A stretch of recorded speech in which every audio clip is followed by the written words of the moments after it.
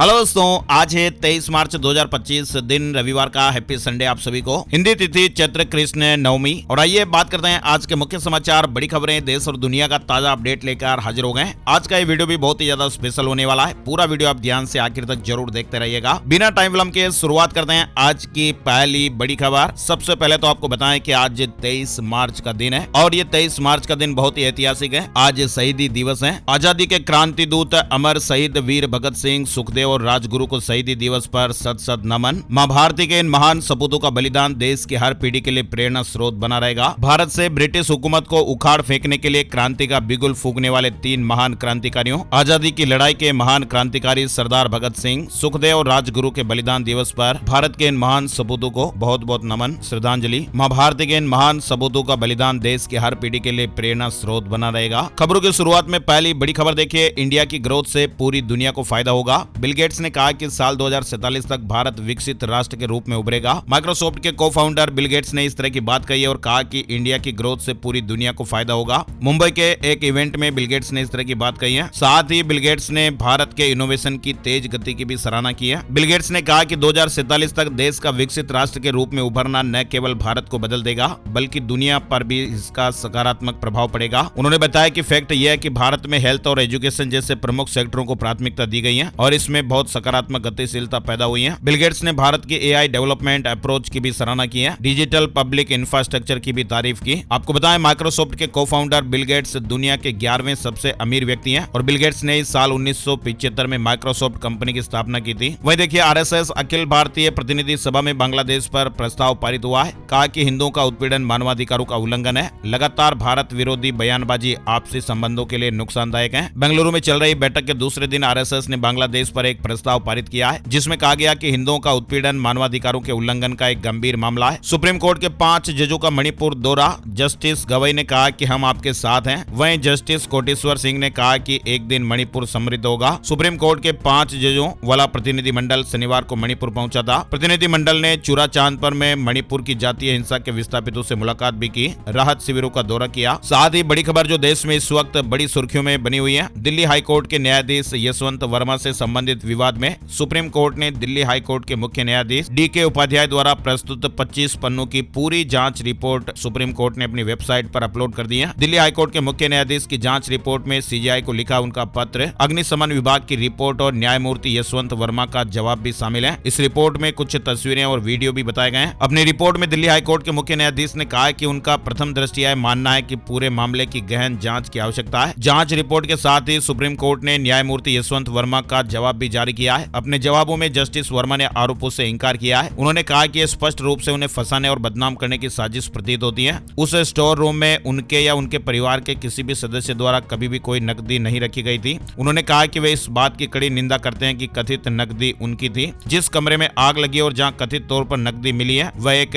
Out house था, न कि मुख्य भवन जहां पर न्यायाधीश और उनका परिवार रहता है। यानी मामले में एक और नया मोड़ अब आ चुका है। सुप्रीम कोर्ट ने तस्वीरें जारी कर दी है। बोरियों में मिले जले नोट की तस्वीरें भी, वीडियो भी जारी हो गए। इसके अलावा आरोपों की जांच के लिए 3 सदस्यों की एक कमेटी का गठन भी कर दिया गया है जिसमें पंजाब और हरियाणा हाईकोर्ट के मुख्य न्यायाधीश, हिमाचल प्रदेश हाईकोर्ट के मुख्य न्यायाधीश और कर्नाटक हाईकोर्ट की न्यायाधीश कमेटी में शामिल है। चलिए बड़ी खबर देखिए। मुंबई स्थित बांद्रा कुर्ला कॉम्प्लेक्स में शनिवार को आयोजित हुए बिजनेस टुडे के कार्यक्रम में शामिल हुए सड़क और परिवहन मंत्री नितिन गडकरी ने टोल टैक्स और हाईवे पर टोल सिस्टम को लेकर खुलकर बात की है। इसके साथ ही उन्होंने कहा कि हम टोल को लेकर एक ऐसी पॉलिसी लाने जा रहे हैं जिससे देखकर आप खुश हो जाएंगे। नितिन गडकरी ने कहा कि आने वाली 1 अप्रैल 2025 से टोल को लेकर एक नई पॉलिसी आ रही है जो बहुत ही महत्वपूर्ण साबित होगी। इसके अलावा बड़ी खबर देखिए। रॉयल चैलेंजर्स बेंगलुरु यानी RCB ने IPL का ओपनिंग मैच जीत लिया है। बेंगलुरु ने जीता IPL 18 का ओपनिंग मैच। कोलकाता को 7 विकेट से हराया।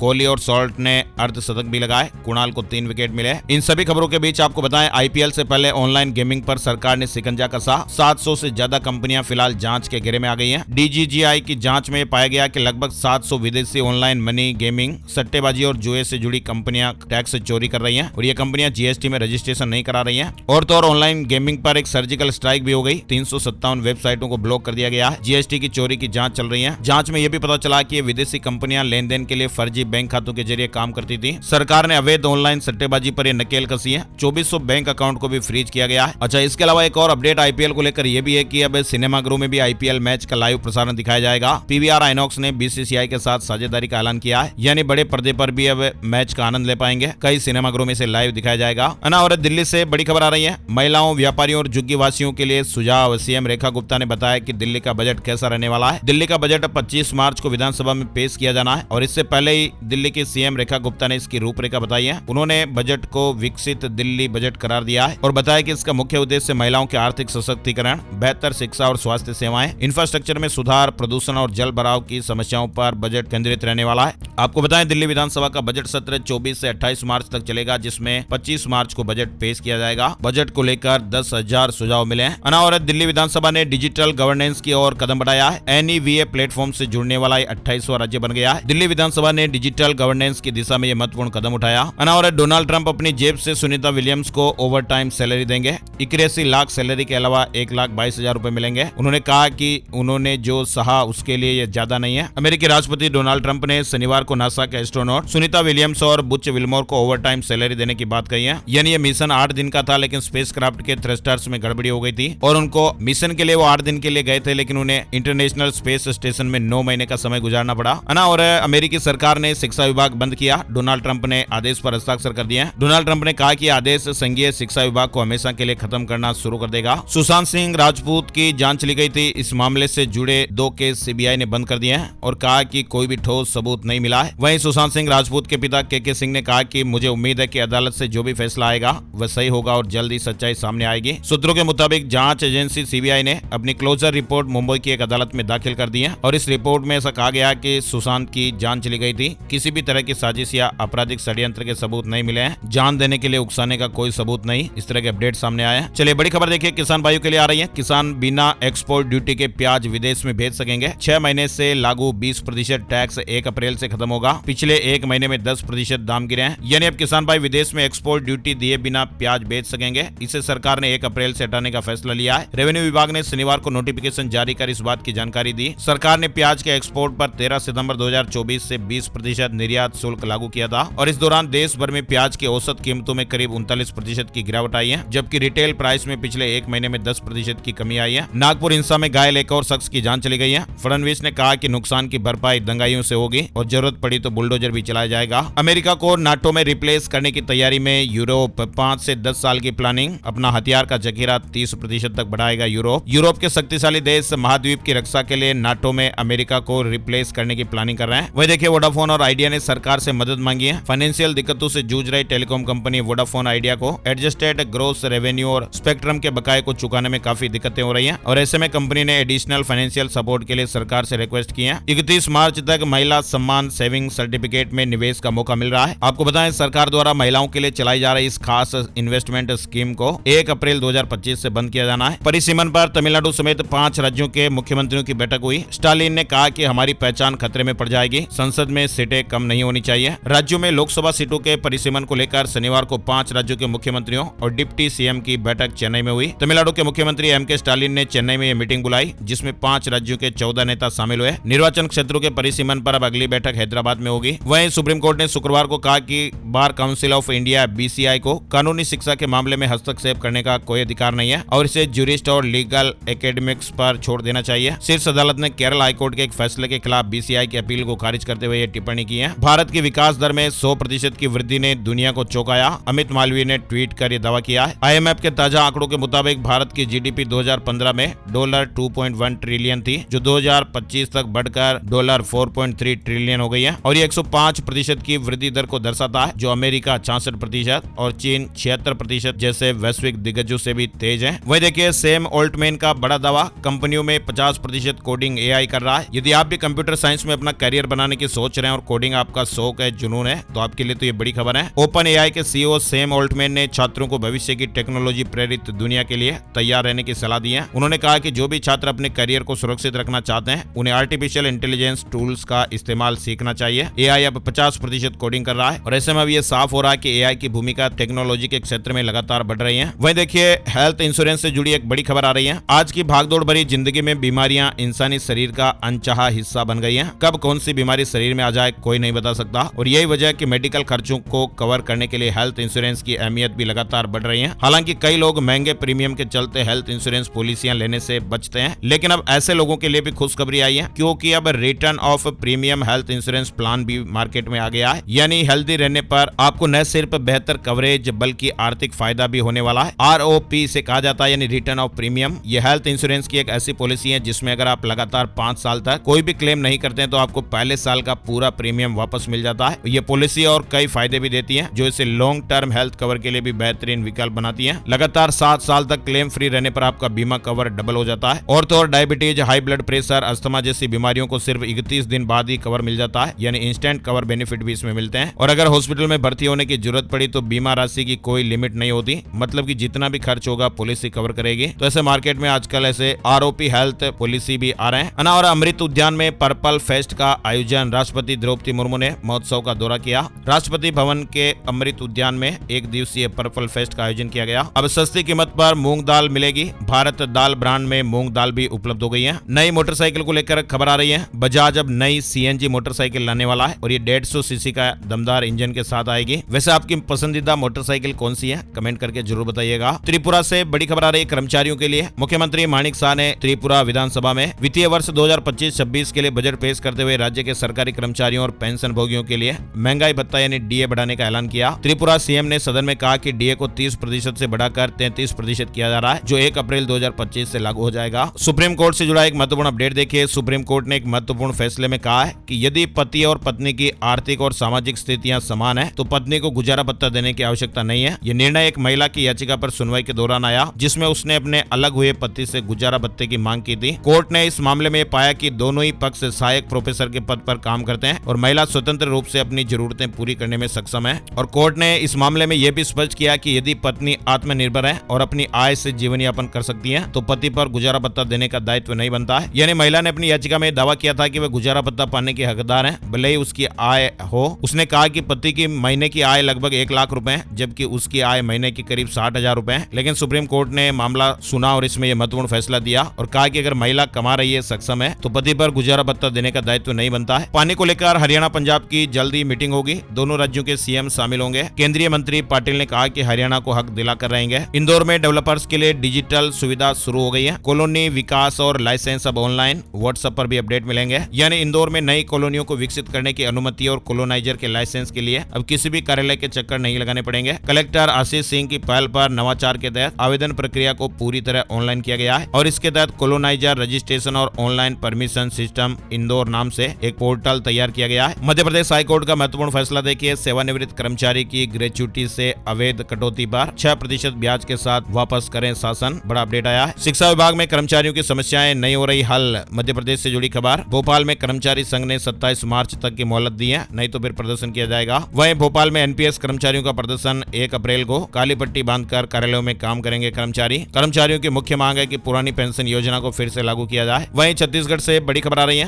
कांग्रेस नेता राहुल गांधी देश भर के कांग्रेस जिला अध्यक्षों से मुलाकात कर सीधे बातचीत करने वाले हैं। इसके पहले छत्तीसगढ़ में कांग्रेस ने 10 जिलों में नए जिला अध्यक्षों की नियुक्ति की है। वहीं दोस्तों गर्मी का मौसम धीरे धीरे शुरू हो रहा है और AC फटने की लगातार खबरें भी आ रही हैं, इसलिए हमने सोचा कि क्यों ना एक और अपडेट आपको आज दिया जाए। हरियाणा के बहादुरगढ़ में AC का कंप्रेसर फट गया। फिलहाल जो प्रारंभिक तौर पर अपडेट है वो यही है और इस घटना में 2 बच्चों समेत एक ही परिवार के 4 लोगों की जानें चली गई। AC को लेकर भी आप सावधान रहें। AC को किस तरह से ऑपरेट करना है, AC को थोड़ा रेस्ट भी देना है, ऐसी तमाम जो जानकारियां आप जरूर लें क्योंकि लगातार जब AC चलता रहता है तो आखिर वो भी मशीन है और मेंटेनेंस वगैरह का भी आप ध्यान रखिएगा। और हरियाणा में करनाल के गरोंडा में संयुक्त किसान मोर्चा के राष्ट्रीय प्रवक्ता एवं किसान नेता राकेश टिकैत पहुंचे। उन्होंने आज शंभू बॉर्डर और खनौरी बॉर्डर से आंदोलनरत किसानों को हटाए जाने के सवाल पर पंजाब सरकार को दोषी ठहराया है। CM धामी ने 3 साल की उपलब्धियां गिनाई। उत्तराखंड से जुड़ा अपडेट देखिए। उन्होंने कहा कि जनहित में कई महत्वपूर्ण निर्णय लिए। UCC भू कानून और धर्मांतरण कानून लागू किया। उत्तराखंड में धामी सरकार के 3 साल का कार्यकाल पूरा हो गया है। 23 मार्च 2022 को पुष्कर सिंह धामी ने उत्तराखंड के 10वें मुख्यमंत्री के रूप में शपथ ली थी। इससे पहले पुष्कर सिंह धामी 4 जुलाई को उत्तराखंड के मुख्यमंत्री बने थे। दूसरे कार्यकाल के दौरान पुष्कर सिंह धामी ने 3 साल पूरे कर लिए और इस दौरान उन्होंने प्रेस कॉन्फ्रेंस कर 3 साल के कार्यकाल की उपलब्धियां गिनाई। उन्होंने कहा कि जनता से किया UCC के वादे को भी पूरा किया। नकल विरोधी और धर्मांतरण कानून भी लागू हुआ। अवैध अतिक्रमण पर भी कार्रवाइयां हुई। G20 और 38वें राष्ट्रीय खेलों का सफल आयोजन भी हुआ। इसके अलावा देखिए हिमाचल प्रदेश के सभी सरकारी कर्मचारियों को मिलेगा OPS का लाभ, बड़ी खबर आ रही है।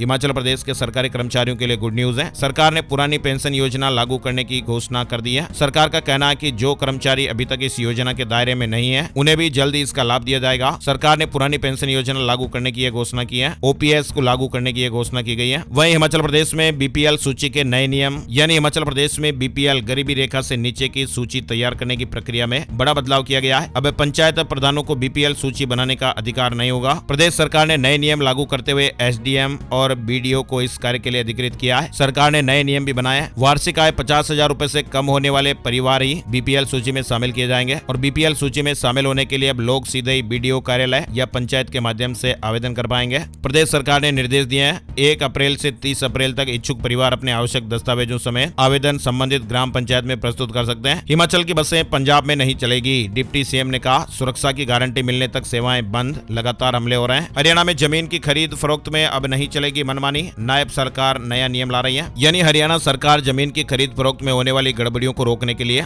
एक नया नियम लागू करने जा रही है और इस नियम के तहत अगर प्लॉट के खरीदार निश्चित समय में जमीन की रजिस्ट्री नहीं कराते हैं तो उन्हें मौजूदा कलेक्टर रेट पर स्टाम्प शुल्क देना होगा। झारखंड से जुड़े कुछ महत्वपूर्ण अपडेट भी चल रहे हैं। झारखंड में इन दिनों किसानों को मौसम की मार झेलनी पड़ रही है। राज्य में अतिवृष्टि, ओलावृष्टि और वज्रपात से फसलों और जनधन का काफी भारी नुकसान भी हुआ है और इसी के मद्देनजर आपदा प्रबंधन विभाग के मंत्री डॉक्टर इरफान अंसारी ने सहायता की घोषणा कर दी है। 2 दिनों के भीतर उपायुक्तों को अनुशंसा भेजने को कहा है ताकि प्रभावित परिवारों को जल्द से जल्द अनुग्रह अनुदान उपलब्ध कराया जा सके। ओला और वज्रपात से प्रभावितों को सहायता का ऐलान हो गया है। अफसरों को सख्त निर्देश दिए गए। वहीं झारखंड में इन लोगों को नहीं मिलेगा नौकरी में आरक्षण और पेंशन का लाभ। हेमंत सरकार ने बड़ा फैसला लिया है। झारखंड विधानसभा में वनांचल आंदोलनकारियों को नौकरी, आरक्षण और पेंशन का लाभ नहीं मिलने का मुद्दा उठा। सरकार ने स्पष्ट किया कि केवल झारखंड आंदोलनकारियों को ही राज्य सरकार द्वारा निर्धारित सुविधाएं प्राप्त होंगी। झारखंड सरकार ने एक और बड़ा अपडेट किया है। अब पूरे राज्य में बनेगा हेल्थ रिपोर्ट कार्ड, खास सुविधाएं मिलेगी। मुख्यमंत्री हेमंत सोरेन ने कहा कि आज तरह तरह की बीमारियां तेजी से फैल रही हैं और ये बीमारियां कैसे और किन लोगों को अपनी चपेट में ले रही हैं, इसकी पूरी जानकारी होनी चाहिए। हेमंत सोरेन ने कहा कि अब हम लोगों के स्वास्थ्य को लेकर बड़ा फैसला लेने जा रहे हैं। हेमंत सोरेन ने लाखों मरीजों को फायदा पहुंचाने की बात कही है। इसके लिए राज्य स्तर पर हेल्थ रिपोर्ट कार्ड बनाने पर विशेष जोर दिया जा रहा है ताकि बीमारी का सही तरीके से उपचार हो सके। वहीं एक बड़ी खबर है, झारखंड के सरकारी स्कूलों में बड़ा बदलाव, अब साप्ताहिक परीक्षा नहीं होगी। झारखंड के सरकारी स्कूलों में अब साप्ताहिक परीक्षा की जगह मासिक परीक्षा होगी और ये बदलाव regular assessment for improved learning project के तहत किया जा रहा है। अभी तक प्रत्येक शनिवार को परीक्षा होती थी, मासिक परीक्षा की मांग उठ रही थी, लेकिन अब ये परीक्षा महीने में एक बार ही होगी। अपडेट आ गया है। चारधाम यात्रा रजिस्ट्रेशन से जुड़े अपडेट भी चल रहे हैं। चारधाम यात्रा के लिए ऑनलाइन पंजीकरण की प्रक्रिया शुरू हो चुकी है और अब तक 5.25 लाख से ज्यादा श्रद्धालुओं ने रजिस्ट्रेशन करा लिया है। उत्तर प्रदेश में 7 लाख युवाओं को सरकारी नौकरियां, ई अधियाचन पोर्टल से पारदर्शिता बढ़ी है। योगी सरकार के 8 वर्षों में 7 लाख युवाओं को सरकारी नौकरियां मिली हैं। वहीं लखनऊ से हरदोई होते हुए संडीला जाने वाले वाहन चालकों को अब बल्लीपुर टोल प्लाजा पर टोल देना पड़ेगा। 24 मार्च से यहां टोल वसूलने की घोषणा हो चुकी है। उत्तर प्रदेश में बनने जा रहा 101 किलोमीटर लंबा पहला डिजिटल हाईवे, 4 जिलों को सीधा फायदा मिलेगा। बाराबंकी से बहराइच तक बनने वाले इस हाईवे से बाराबंकी, बहराइच, गोंडा और बलरामपुर के लोगों को यात्रा में आसानी होगी। साथ ही नेपाल जाने वाले यात्रियों को भी इसका लाभ मिलेगा। इस हाईवे पर ऑप्टिकल फाइबर केबल बिछाई जाएगी जिससे 24 घंटे नेटवर्क की सुविधा होगी। वाहन चालकों की सुरक्षा के लिए एनपीआर कैमरे भी लगाए जाएंगे। 3 चरणों में इस 4 लेन हाईवे का निर्माण किया जाएगा। बिहार से बड़ी खबर आ रही है। नीतीश सरकार ने निजी अस्पताल संचालकों को गुड न्यूज दी है। कहा गया कि निजी हॉस्पिटलों को राहत देने के लिए क्लिनिकल एस्टेब्लिशमेंट एक्ट के नियमों में संशोधन किया गया है। अब 40 से कम बेड वाले हॉस्पिटलों को इस नियम के तहत पंजीयन नहीं कराना होगा और 40 से अधिक बेड के अस्पतालों को भी हर वर्ष के बजाय अब हर 5 वर्ष पर निबंधन नवीनीकरण कराना होगा। बिहार में घर खरीदने वालों के लिए भी जरूरी खबर है। रेरा 31 मार्च तक रजिस्ट्रेशन से जुड़े सभी केस निपटा देगा। आवास परियोजना रजिस्ट्रेशन के सभी आवेदनों का निपटारा 31 मार्च तक कर लिया जाएगा। साथ ही बड़ी खबर देखिए, बिहार विद्यालय परीक्षा समिति जल्द ही कक्षा 12वीं परीक्षा का परिणाम जारी करने वाली है। आपको बताएं कि इस बार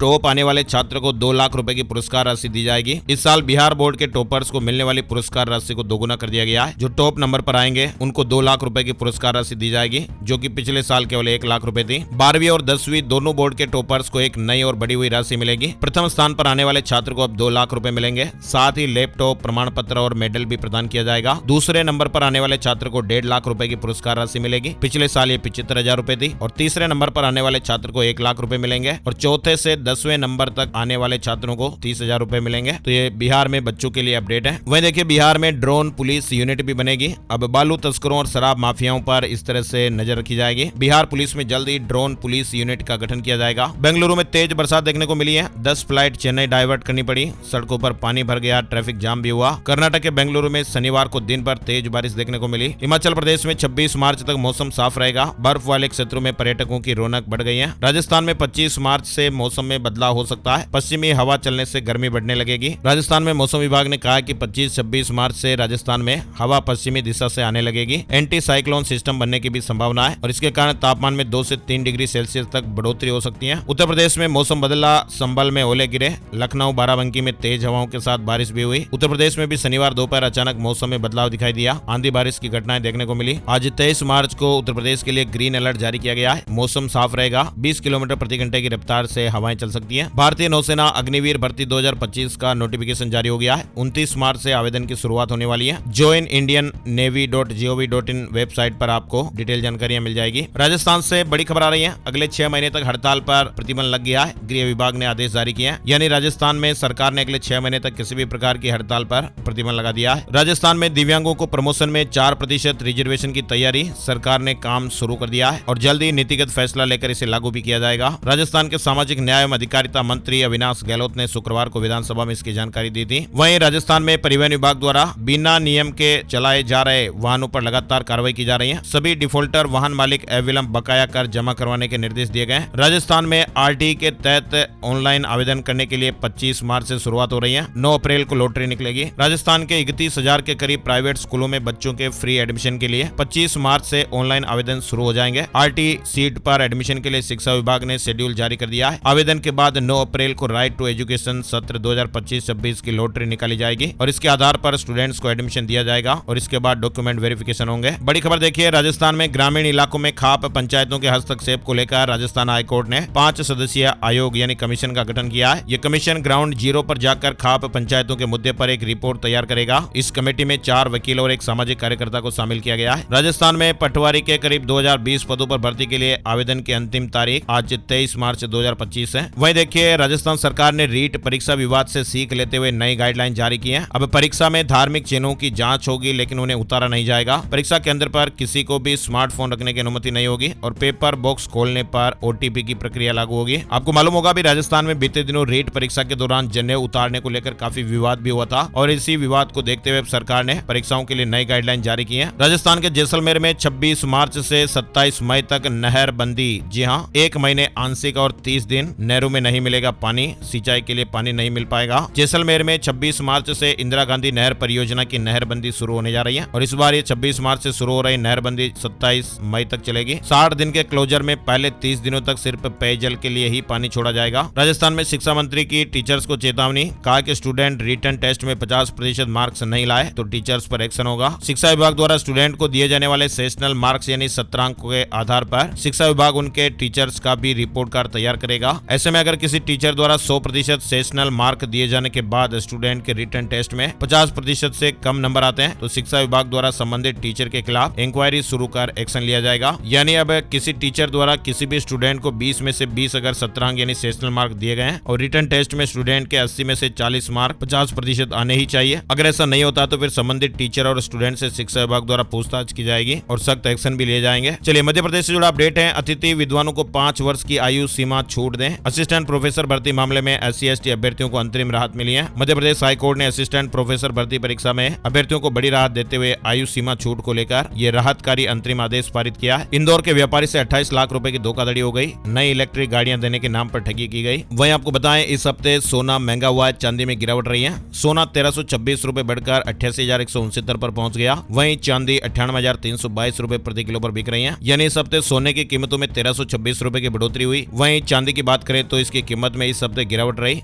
इस हफ्ते चांदी की कीमतों में 702 रुपए की कमी हुई है। साथ ही अपडेट खबर आपको बताएं, शनि का राशि परिवर्तन 29 मार्च को होगा। मीन राशि में 6 ग्रह एक साथ 1962 के बाद पहली बार ऐसा दुर्लभ योग बनने वाला है। 29 मार्च को रात 8:51 पर शनि ग्रह कुंभ राशि से मीन राशि में प्रवेश करेंगे और इस परिवर्तन से एक दुर्लभ षष्ठ ग्रही योग बनने जा रहा है। मीन राशि में पहले से ही मौजूद सूर्य, बुध, शुक्र, राहु और चंद्रमा के साथ शनि के जुड़ने से एक ही राशि में 6 ग्रह एकत्र होंगे और ये योग कई दशकों बाद बन रहा है। वैसे आपको बताएं, शास्त्रों में एक ही राशि में 5 से 6 ग्रहों का एकत्र होना अशुभ माना जाता है। ऐसी स्थिति पहले 1962, 1972 और 2001 में बनी थी, जिसमें देश को विभिन्न संकटों का सामना करना पड़ा था। शनि के मीन राशि में प्रवेश से धार्मिक और सामाजिक क्षेत्रों में न्याय संबंधी गतिविधियां तेज होंगी। शनि के इस राशि परिवर्तन से साढ़े साथी और शनि ढैया के प्रभाव में भी बदलाव होगा। और आइए एक नजर आज का राशि बल कैसा रहने वाला है। 23 मार्च रविवार के ग्रह नक्षत्र वरियान और शुभ योग बना रहे हैं, जिससे मिथुन, कर्क और सिंह राशि वालों को सितारों का साथ मिलेगा। कन्या और वृश्चिक राशि वालों के इनकम सोर्स बढ़ सकते सकते हैं। धनु राशि वालों के बिजनेस की परेशानियां दूर होंगी। मकर राशि के लोगों को धन लाभ हो सकता है। मीन राशि वालों की डेली इनकम पहले से बेहतर होगी और इसके अलावा बाकी राशियों पर सितारों का मिला जुला असर रहेगा। तो ये थे दोस्तों आज के मुख्य समाचार, बड़ी खबरें, हेडलाइंस और सुर्खियां, अपडेट। वीडियो कैसा लगा कमेंट करके जरूर बताइएगा और एक प्यार भरा सा निवेदन है, आपके मोबाइल स्क्रीन पर जो शेयर वाला बटन दिख रहा है इसे आप जरूर दबाइएगा और इस वीडियो को आप शेयर जरूर कीजिएगा। दोस्तों आपका लाइक और शेयर करना ही तो हमें मोटिवेशन देता है और हम हर रोज आपके लिए ऐसी ताजा खबरें, बड़ी खबरें, ब्रेकिंग न्यूज लेकर आते रहते हैं। तो प्लीज आप वीडियो को लाइक और शेयर जरूर कीजिएगा। एक और नई जानकारी और अपडेट वीडियो में फिर मिलते हैं, तब तक के लिए जय हिंद, जय भारत, वंदे मातरम।